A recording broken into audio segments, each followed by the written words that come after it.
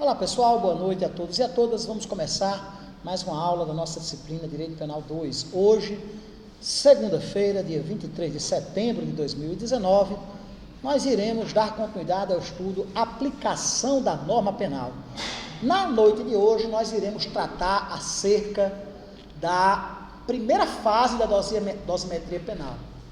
Primeira fase da dosimetria penal, que é onde se aplica a chamada pena base. Onde se faz o cálculo da pena base a ser aplicada em concreto ao agente que tenha sido eventualmente condenado. Saliente-se, pessoal, que esse é o aspecto mais importante da aplicação da norma penal. Por quê? Porque esse aspecto ele está diretamente relacionado à culpabilidade do agente. O que é que diz? Vamos fazer aqui inicialmente uma leitura do artigo 59 do Código. O juiz, atendendo à culpabilidade, vamos prestar atenção, a culpabilidade, vou não, querido. A culpabilidade aos antecedentes, porque eu tinha programado fazer a correção da avaliação, eu nem pedi que foram pegasse lá, viu? Mas eu vou postar no cigarro. O juiz, atendendo à culpabilidade, aos antecedentes, à conduta social, à personalidade do agente, aos motivos, às circunstâncias e às consequências do crime, bem como ao comportamento da vítima. São 8 parâmetros, são 8 referenciais, dos quais deve-se utilizar o julgador para fixar a pena base. Estabelecerá, conforme seja necessário e suficiente, para a reprovação e prevenção do crime. Inciso 1º, as penas aplicáveis dentre as cominadas. Ou seja, qual a natureza jurídica das penas, né? Se as penas são privativas de liberdade, restritivas de direitos, se serão de reclusão ou de detenção, ou prisão simples, caso sejam penas privativas de liberdade, se serão penas de prestação de serviço à comunidade, limitação de final de semana, interdição temporária de direitos ou prestação pecuniária, caso as penas sejam restritivas de direitos, ou se serão penas de multa. Inciso 2º, a quantidade de pena aplicável dentro dos limites previstos. Gente, a pena sempre será aplicada levando em consideração a pena privativa de liberdade. Nós vimos que as penas restritivas de direitos, elas têm natureza subsidiária, natureza alternativa, preenchidos os requisitos objetivos e subjetivos que nós já estudamos. Por favor, pessoal, vamos nos concentrar aqui, foco, gente. Estabelecidos os parâmetros, preenchidos os parâmetros necessários para a conversão da privativa de liberdade em restritiva de direitos, ela será convertida. Mas, a princípio, a quantidade de pena dentro da dosimetria é traçada em número de anos, tendo como parâmetros mínimo e máximo aqueles fixados pelo legislador penal quando do preceito secundário contido na norma penal incriminadora, quando da pena fixada em abstrato pela legislação penal. Inciso 3º, regime inicial de cumprimento da pena privativa de liberdade. Vocês todos devem lembrar-se quais são os referenciais. Para condenados não reincidentes, as penas privativas de liberdade, elas deverão ser cumpridas inicialmente em regime fechado, caso o quantum da pena seja superior a 8 anos, serão cumpridas inicialmente em regime semiaberto, caso o quantum da pena fique no intervalo entre 4 e 8 anos, e deverão ser cumpridas inicialmente no regime aberto, caso a pena privativa de liberdade para réus não reincidentes, lembrando sempre, réus não reincidentes, a pena fixada deverá ser sob o regime inicial aberto, caso ela seja inferior a 4 anos, igual ou inferior a 4 anos de reclusão. Inclusive, nunca é demais salientar que quando da acumulação entre uma pena de reclusão e uma de detenção, aplica-se primeiro a de reclusão, né? Aplicam-se primeiro as penas mais graves, para depois serem aplicadas as menos graves, as mais brandas. Inciso 4º, a substituição da pena privativa de liberdade é aplicada por outra espécie de pena, se cabível, ou seja, levando em consideração aqueles requisitos que já foram por nós previamente estudados. Pessoal, nós vamos falar agora que vem a ser pena base. Mas é de fundamental importância para que a gente perfaça essa definição legal, para que nós possamos, com exatidão técnico-científica, precisar o que vem a ser pena base. É preciso que nós relembremos alguns aspectos inerentes à teoria geral do crime, que inclusive já foram por nós, de certa forma, revisados quando, na primeira aula, acerca da aplicação da norma penal. Nós vimos que os crimes, eles são compostos por elementos que são componentes do tipo básico, elementos sem os quais simplesmente se opera o fenômeno da tipicidade absoluta e a conduta deixa de ser crime, ou se opera o fenômeno da tipicidade relativa, havendo, quando da exclusão daquele elemento, ou elementar do tipo, a desclassificação para outro tipo de infração penal, que não aquela sobre o qual o estudioso se debruça. Esses elementos, eles são, ou elementares, eles são componentes do tipo básico e de todas as formas derivadas do tipo. Sem eles, a figura deixa de ser típica, ou simplesmente passa a representar outra infração penal. Por exemplo, o crime de furto exige-se a presença da elementar coisa alheia móvel, das elementares coisa alheia móvel, certo? Faltando um desses elementos, evidentemente elimina-se a ocorrência do delito do artigo 155. Entretanto, pode ocorrer que o furto aconteça em circunstâncias específicas, como, por exemplo, com o concurso de 2 ou mais agentes, como, por exemplo, com o rompimento de obstáculo, certo? Como um cadeado, por exemplo. Nessas circunstâncias, ocorre a formação de um tipo penal derivado daquela figura básica. Além dos elementos previstos na figura básica, certo? Algumas circunstâncias específicas acabam por alterar a tipificação da conduta, fazendo com que o crime venha a ser qualificado ou privilegiado, ou que venha a ter incidência, eventualmente, de alguma causa de aumento ou diminuição de pena, certo? Por exemplo, o furto com arrombamento. O furto simples é a figura básica do tipo, lá no artigo 155. O furto com arrombamento é o furto qualificado, porque existe a presença de uma circunstância que não é essencial ao tipo, mas que a ele acrescida qualifica a conduta do furto. Um exemplo do que acontece no crime de homicídio, lá no artigo 121. Matar alguém. A tipologia é muito simples.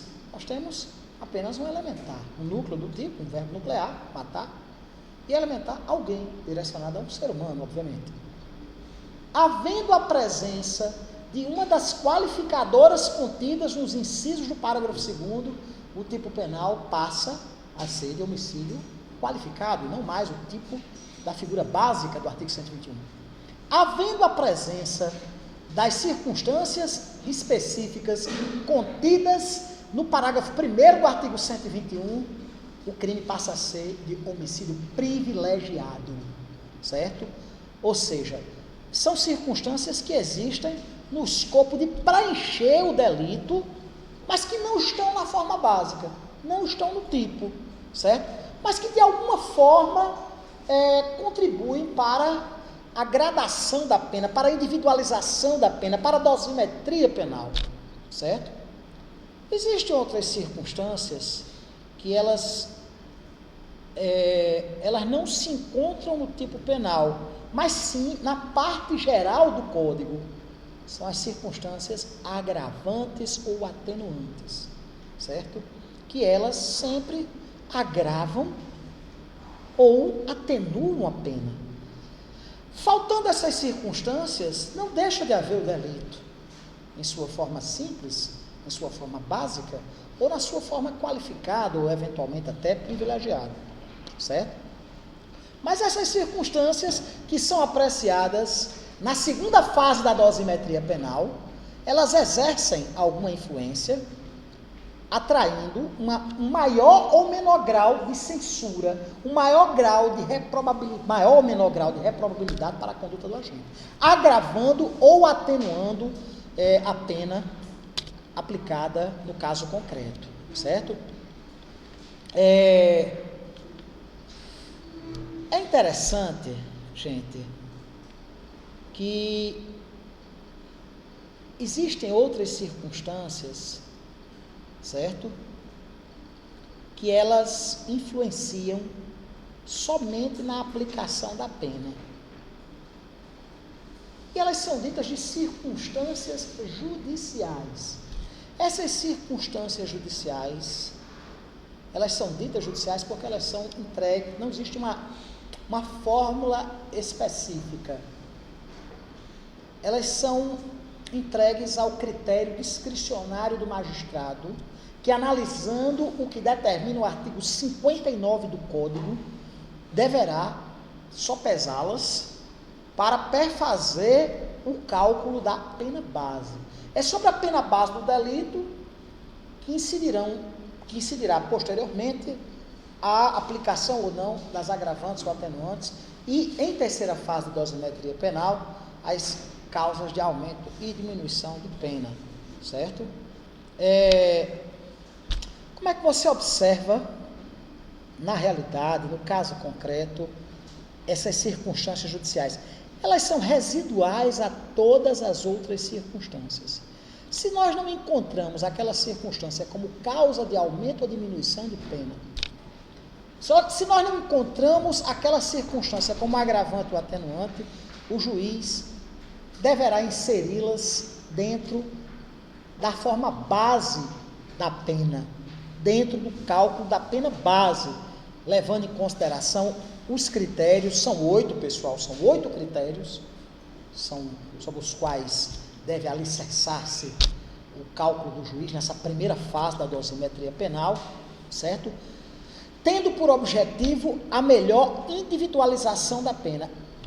Em síntese, essas circunstâncias judiciais, elas são elementos que norteiam a aplicação concreta da pena, certo? Direcionando-se no sentido de individualizar a sanção, sem afetar a existência do delito, mas calculando qual será a pena base a ser fixada de acordo com os critérios de convicção, eventualmente eleitos pelo magistrado, que deverá, logicamente, fundamentar a sua decisão, norteando-se no que reza a doutrina, no que reza a jurisprudência. Essas circunstâncias judiciais, elas se configuram no primeiro parâmetro de eleição do magistrado para fixar o quantum da reprimenda. Elas são o primeiro norte valorativo sob o qual deve assentar-se a dosimetria da pena. E elas devem fundamentar-se nas circunstâncias judiciais previstas no Código Penal, lá no artigo 59. Sobre essa pena base, posteriormente, em uma segunda fase, o juiz deverá lançar as agravantes e as atenuantes. E numa terceira fase da dosimetria, deverá fazer o cálculo da pena concreta, da pena final, certo? Levando em consideração as causas de aumento ou diminuição de pena, que podem estar presentes ou não, né? Essas circunstâncias judiciais, conforme eu já disse às senhoras e os senhores, são compostas por 8 fatores distintos. Quais são esses fatores? Primeiro é preciso que nós façamos uma divisão de ordem técnico-científica acerca desses 8 fatores. Existem fatores que eles são elementos essenciais, outros que são elementos importantes, mas que não são elementos essenciais. E eles encontram-se divididos da seguinte forma: a culpabilidade, que é é nomeada pela doutrina como sendo o resultado das demais circunstâncias judiciais. A culpabilidade é o maior ou menor grau de desvalor da conduta, maior ou menor grau de reprobabilidade da conduta criminosa eventualmente empreendida pelo agente, representando o conjunto dos demais fatores sobre os quais deve se amparar o hermeneuta, deve se apoiar o intérprete da norma penal para a prolatação da sentença em nível dessa primeira fase da dosimetria penal. Além disso, deve-se levar em consideração a questão dos antecedentes. O que são antecedentes? Os antecedentes reportam-se à vida pregressa do agente. Se portador de bons antecedentes, essa circunstância funciona como circunstância favorável ao agente, devendo o hermeneuta fixar a pena base dentro do mínimo legal estabelecido.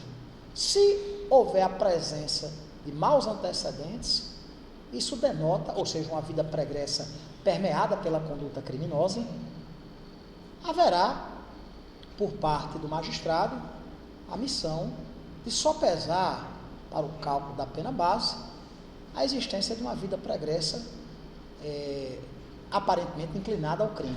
Detalhe, existe uma diferença muito grande, e eu vou tratar disso mais lá na frente.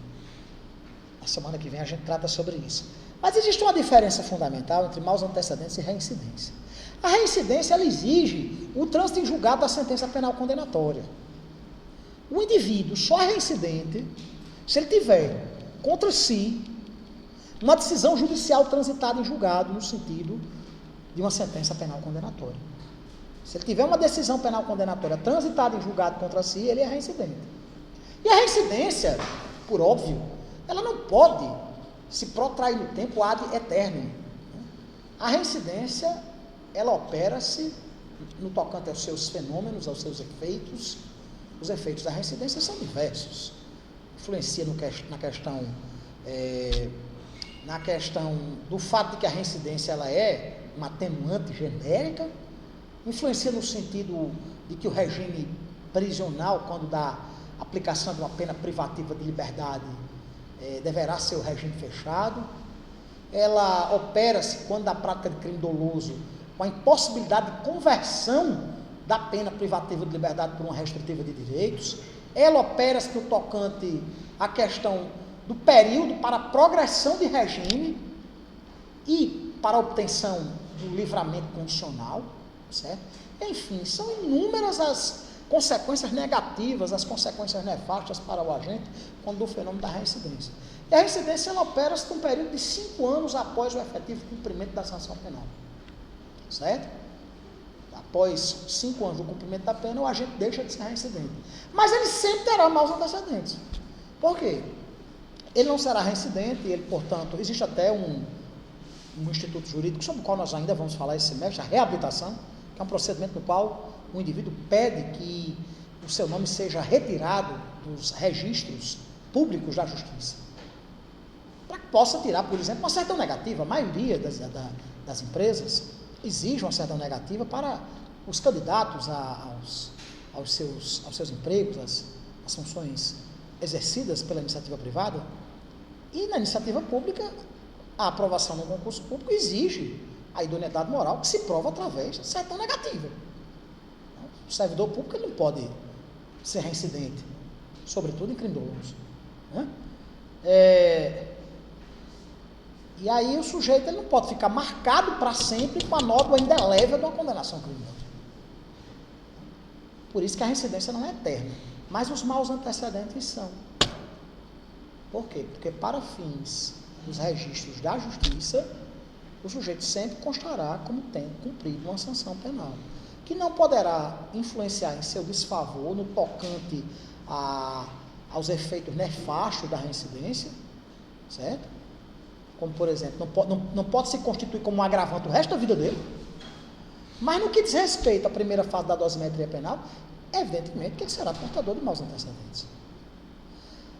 O fato do indivíduo ter uma condenação criminal em primeira instância não se configura como sendo o fenômeno da reincidência. Mas, evidentemente, para cálculo de pena base, servirá como indicativo de maus antecedentes. O sujeito que tem 3 condenações criminais, ainda que não transitadas em julgado, quando do cálculo da pena base, isso irá influenciar negativamente no tocante ao cálculo nessa primeira fase da aplicação da pena, né? Nessa primeira fase da dosimetria penal. Nós temos aí a conduta social. O que é a conduta social? É a vida do indivíduo dentro da sociedade. Qual é a conduta do agente? Ele é uma pessoa que tem sua conduta marcada pela bondade ou pela maldade? Ele é uma pessoa afeita à prática de atividades filantrópicas, por exemplo, de atividades de natureza altruística? Ou ele é uma pessoa afeita a desordens, a badernas, a balbúrdias só lembra o ministro, né?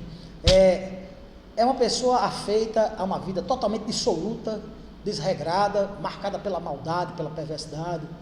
Qual é a conduta social do agente? Há nos autos indicativos de que ele seja uma pessoa inclinada à prática do crime ou uma pessoa inclinada à prática do bem? A personalidade. A personalidade são os atributos inerentes ao indivíduo, inerentes à pessoa humana. Se é uma pessoa que ao longo, tudo isso evidentemente tem que ser provado, né? Isso tem que ser fundamentado. Dentro do livre convencimento motivado, o magistrado deverá fundamentar as suas escolhas.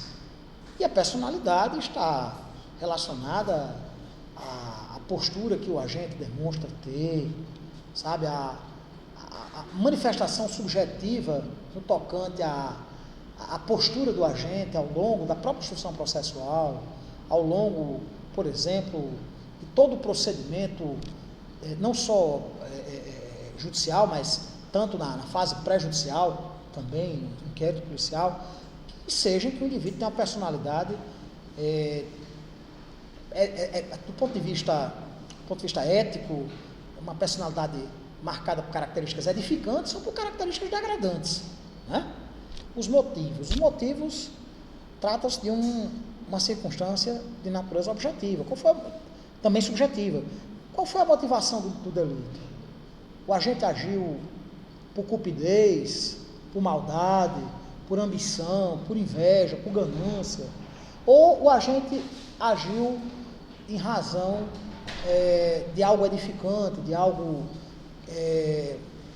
que, ainda que não houvesse a exigibilidade de conduta diversa, poderia ser do ponto de vista ético, uma justificante, se não algo que lhe retirasse a culpabilidade, pelo menos lhe diminuísse a culpabilidade.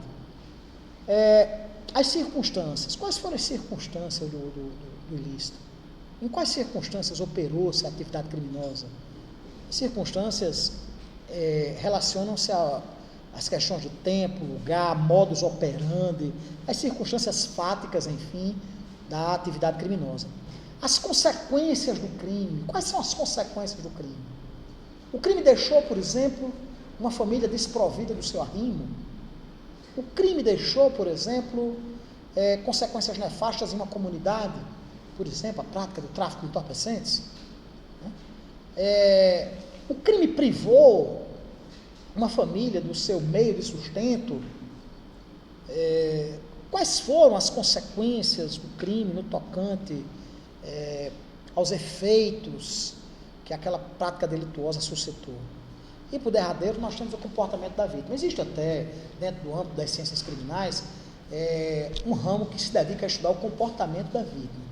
Nós chamamos da vitimologia. A vítima concorreu para a prática delituosa, por exemplo, a vítima provocou a reação do indivíduo. Nós estamos falando aqui de provocação, não de agressão. Se houver agressão, logicamente que há a excludente de antijuridicidade da legítima defesa.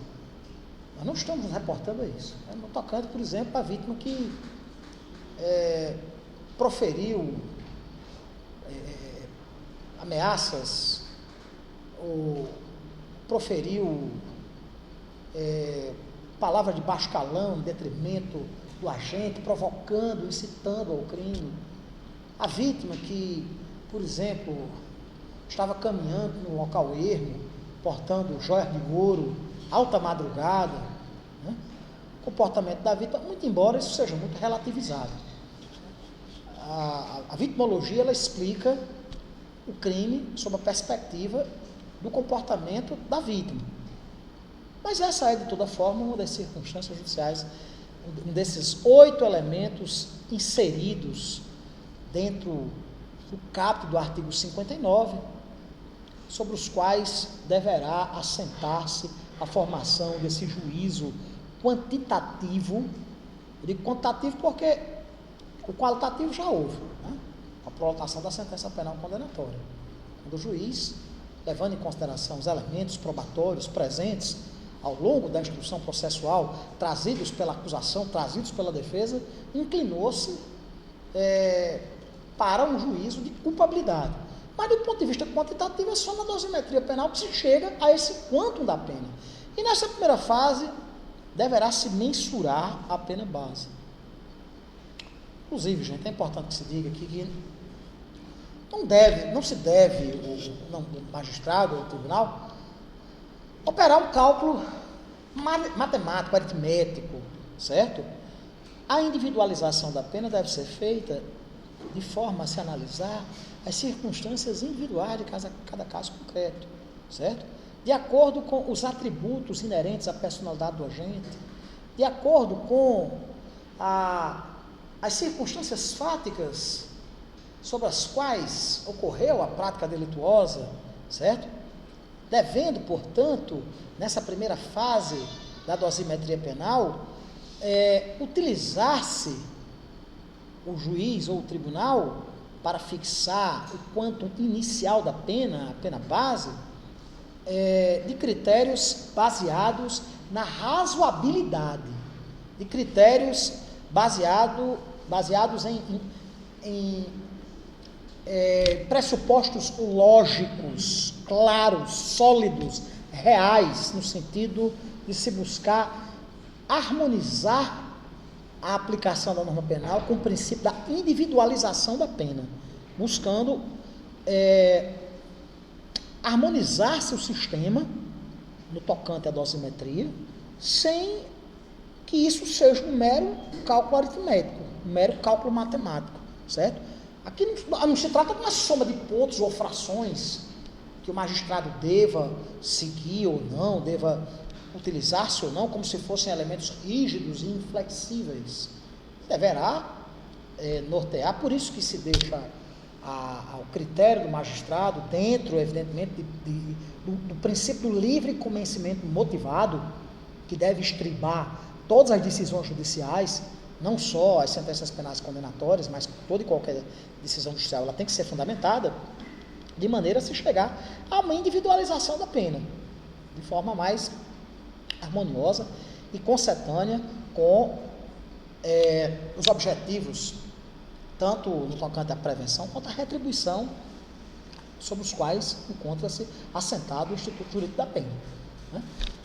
A doutrina, ela propõe alguns critérios. Eu me reporto aqui especificamente a um critério que é seguido, entre outros doutrinadores, pelo professor Guilherme Nutti, o desembargador Guilherme Nutti, que utiliza-se de um sistema de pesos. Ele propõe a adoção de um sistema de pesos, resultando em pontos que deverão ser atribuídos a essa ou aquela circunstância, no sentido de nortear, não é algo fixo, mas no sentido apenas de inspirar o juiz na escolha do montante da pena base. Evidentemente, o magistrado ele pode se basear, utilizando-se desse sistema de peso, no tocante exclusivamente aos elementos do artigo 59, podendo impor uma sanção maior ou menor, aproximando-se do mínimo ou do máximo, desde que de forma fundamentada, utilizando-se da ponderação judicial que aconselha o princípio da razoabilidade e o princípio da proporcionalidade da pena, né? Visando a aplicação de uma sanção que seja o mais adequada possível aos atributos, às qualidades, os defeitos do réu, as circunstâncias do crime, certo? Alicerçando-se esse sistema de pontos de acordo com, sobretudo, a questão da culpabilidade maior ou menor do agente, certo? Esse sistema ele propõe que alguns pontos sejam levados em consideração de forma maior e outros de forma menor. Assim, por exemplo, nós teríamos no tocante aos requisitos, aos elementos, às circunstâncias judiciais associadas à personalidade do agente, certo? Deveria preponderar em detrimento de circunstâncias que levassem, por exemplo, em consideração as circunstâncias fáticas do crime. Devendo, portanto, a personalidade do agente, a culpabilidade do agente, a motivação, certo?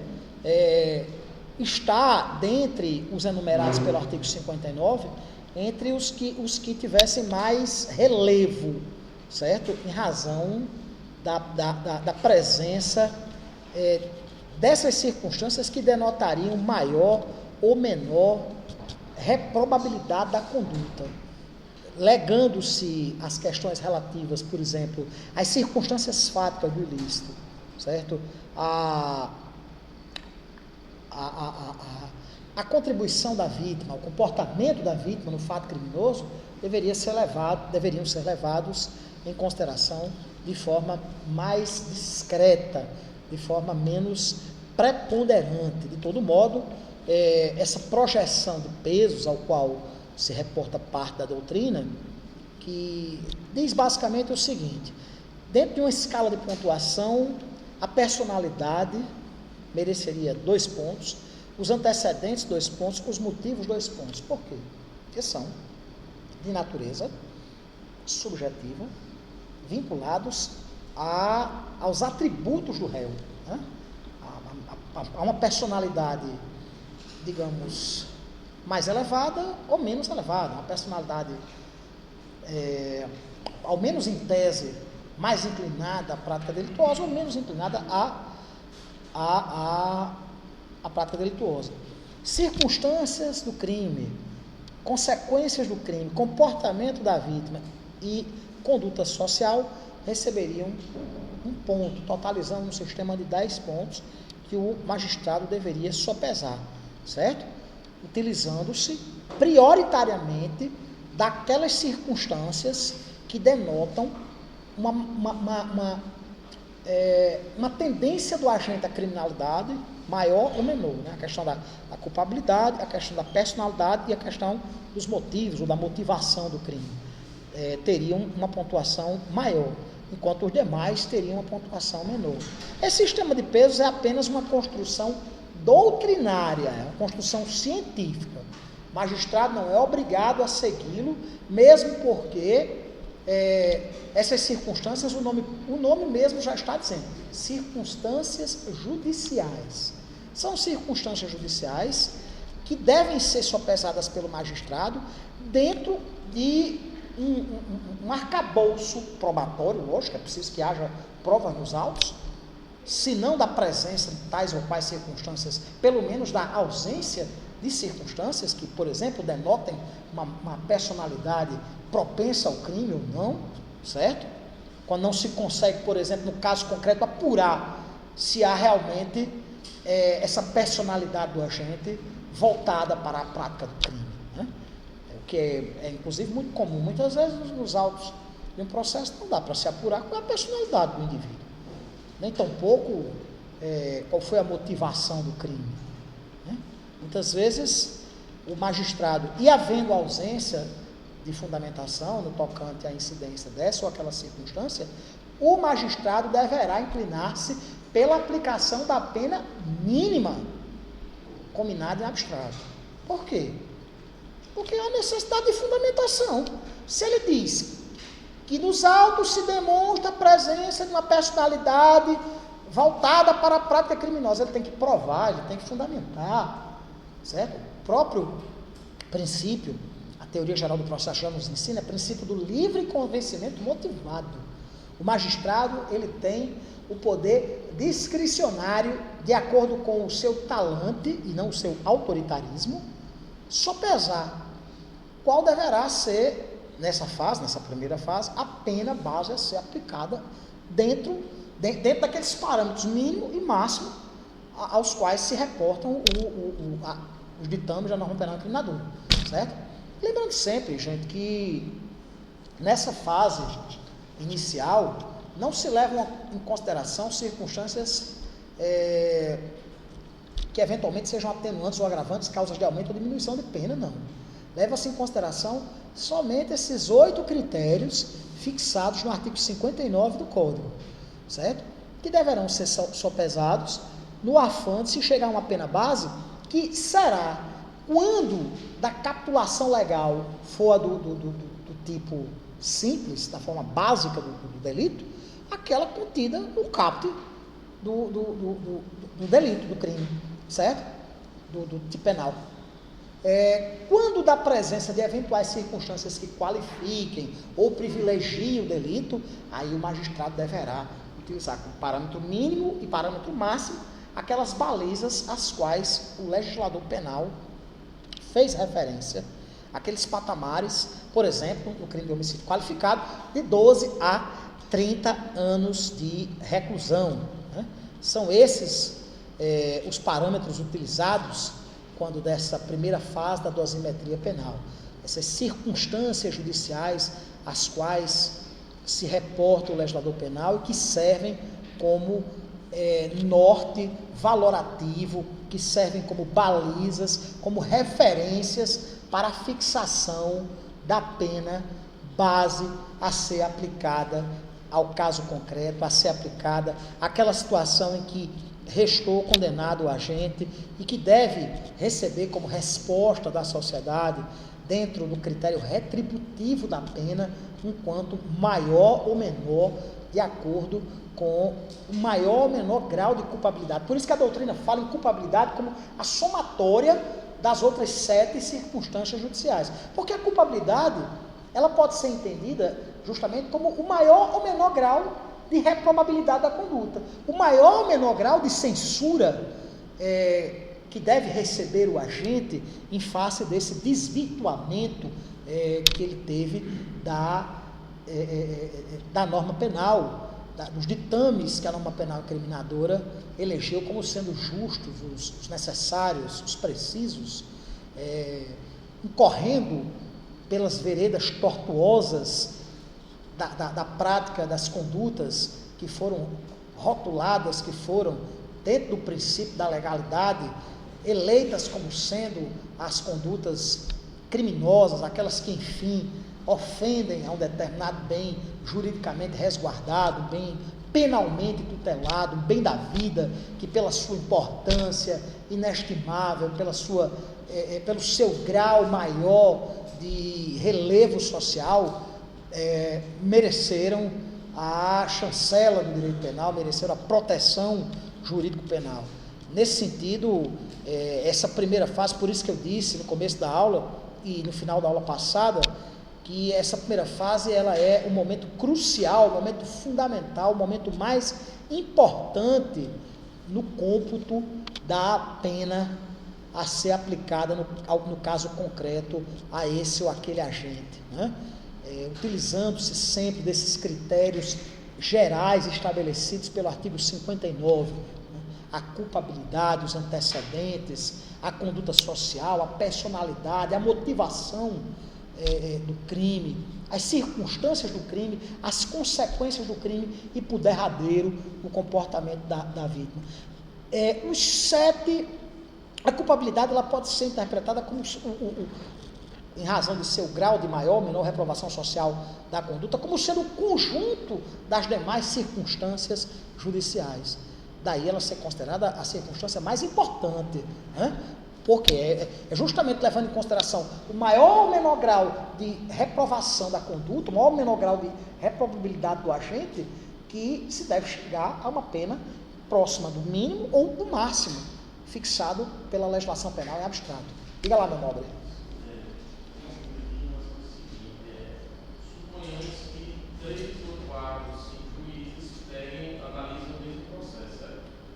Em relação ao contrativo, em relação ao contrativo de anos, em relação à aplicação da pena, todos chegariam à mesma quantidade de anos, suponhamos, porque eu percebi que o grau de subjetivismo em relação a essas circunstâncias é gigante, certo?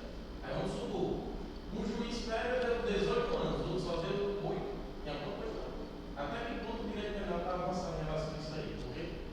Entendeu mais ou menos? Entendi. Como eu disse, a aplicação da norma penal incriminadora, ela não segue um critério aritmético, ela não segue um critério matemático, não segue um critério fixo, mas evidentemente que uma condenação judicial, ela deve estar lastreada em parâmetros lógicos, objetivos. E quem é que informa esses parâmetros? A doutrina e a jurisprudência. Se a aplicação de uma sanção penal, ainda que em nível de primeira fase da dosimetria, ela extrapola no montante a ponto de parecer totalmente desarrazoada, desproporcional, a ponto de parecer-se totalmente distinta daquilo que a jurisprudência consagrou, daquilo que os casos semelhantes, daquilo que em casos semelhantes outros juízes optaram por decidir. É lógico que uma decisão dessas ela deve ser alvo de uma reforma em razão da sua desproporcionalidade. Ela deve ser alvo, quando do segundo grau de jurisdição, do reexame daquela decisão. Por isso que existe o princípio do duplo grau de jurisdição. Porque os juízes, embora alguns deles achem, por certo, que não são falhos, eles são tão falhos quanto quaisquer dos demais seres humanos. E nesse sentido, faz-se necessária a reapreciação de uma decisão fixada em parâmetros desarrazoados. É claro que todas essas circunstâncias, elas precisam estar, quando em detrimento do acusado, provadas. Na ausência de fundamentação para aplicar-se desfavoravelmente ao agente, claro que o juiz deverá, pelo princípio do indúbio pro réu, inclinar-se favoravelmente. Se não há no processo nada que desabone a conduta pregressa do agente, é lógico que o juiz não pode levar em consideração aquela circunstância como circunstância desfavorável. A fixação da pena de acordo com parâmetros lógicos formais. Não há uma fórmula matemática precisa dizendo que essa circunstância vale mais, essa vale menos. O juiz deve somar, dividir e depois chegar. Não existe isso. A ponderação ela deve ser baseada na razoabilidade. E deve ser baseada quando da ausência de elementos que denotem por exemplo, uma má conduta social, uma má personalidade do agente. Quando houver ausência desse tipo de referência, claro que o juiz deverá decidir favoravelmente, deverá ou não levar em consideração e a pena ficará na pena base, certo? Ou simplesmente levar em consideração favoravelmente ao agente, alegando que não há como se apurar, no caso concreto, a presença de circunstâncias outras que denotem um grau maior de reprobabilidade social, certo? Por parte do agente. É claro que nessa fase primária, nessa primeira fase da dosimetria penal, onde se inicia a aplicação da norma penal, onde se inicia esse processo denominado de dosimetria, que destina-se à individualização da pena a ser aplicada ao agente, é claro que o magistrado deverá agir sob parâmetros de razoabilidade, sob pena de ver reformada a decisão quando da submissão daquele decisum, eventualmente alvo de um recurso, por exemplo, um recurso de apelação criminal, junto ao tribunal imediatamente superior, né? A aplicação da pena ela deverá levar, sobretudo nessa fase das circunstâncias judiciais, ela deverá levar em consideração esses parâmetros que são fixados pela norma penal. Não pode ser produto da cabeça do magistrado, certo? E ele deverá fundamentar, porque, veja bem, se ele não levar em consideração desfavoravelmente, ele não precisa fundamentar. Por que não precisa fundamentar? Porque simplesmente pode não haver nada que denote uma inclinação a um julgamento desfavorável ao acusado. E em face ao próprio princípio do indúbio pro réu. Mas se houver a presença de circunstâncias judiciais desfavoráveis, ele deverá fundamentar, sob pena, inclusive, de macular a sua decisão, muitas vezes a tal ponto, dependendo do grau de desproporção, do grau de falta de razoabilidade, até com a nulidade mesmo do deciso. Né? A decisão ela tem que estar fundamentada em parâmetros lógicos, razoáveis, certo? Em parâmetros que sejam sólidos o suficiente para que o princípio do livre convencimento motivado e o princípio da proporcionalidade da pena e o princípio da razoabilidade estejam satisfeitos, certo? Alguma dúvida, pessoal? Alguma outra dúvida no tocante a essa primeira fase da dosimetria penal? Alguma dúvida no que diz respeito a essas circunstâncias, a esses 8? Como? Desculpa, eu não entendi. Dosimetria. Sim. Não, é porque a dosimetria ela é realizada em 3 fases diferentes. Nós estamos falando, foi o objeto da aula de hoje, a primeira fase da dosimetria, que é a aplicação da pena base.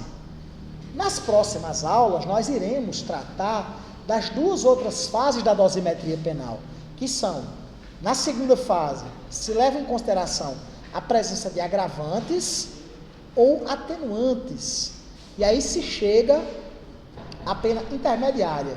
E numa terceira fase da dosimetria penal, chega-se com a apreciação das causas gerais e especiais de aumento ou de diminuição de pena, a pena a ser aplicada ao caso concreto, a pena final, a pena concreta a ser aplicada dentro daquela circunstância inerente a esse ou aquele caso concreto, a essa ou aquela situação em que um determinado agente restou condenado a uma pena privativa de liberdade, a uma pena deambulatória. Né? Mais alguma dúvida, pessoal? Alguma dúvida no tocante a esses critérios do artigo 59? Certeza? Nenhuma dúvida no tocante à culpabilidade, aos antecedentes, nenhuma dúvida no tocante à motivação, à personalidade do agente, ao comportamento da vítima. Muito bem, então vamos dar por encerrada a nossa aula de hoje. Na aula que vem, nós vamos conversar acerca das atenuantes e das agravantes e talvez acerca das causas de aumento e diminuição de pena quando encerraremos a aplicação da norma penal. Ok, pessoal? Mais alguma dúvida? No caso, a prova de próxima semana só na outra. A prova é dia 8. A prova é dia 8, viu? Pessoal, prova marcada para dia 8 de outubro. Nós adiamos a prova, porque amanhã não vai ter aula, nós só teremos mais 2 aulas na semana que vem. E aí a gente pega a aula do dia 7 para fazer uma revisão, eu aproveito, corrijo a atividade e falo acerca, porque a atividade ela não abrange toda a aplicação da norma penal, ela vai só até os aspectos iniciais, mas aí eu trato dos demais aspectos e a gente faz uma revisão para a nossa prova do dia 8. Ok, pessoal? Boa noite a todos e a todas, fiquem com Deus, até a próxima aula, gente. Tchau.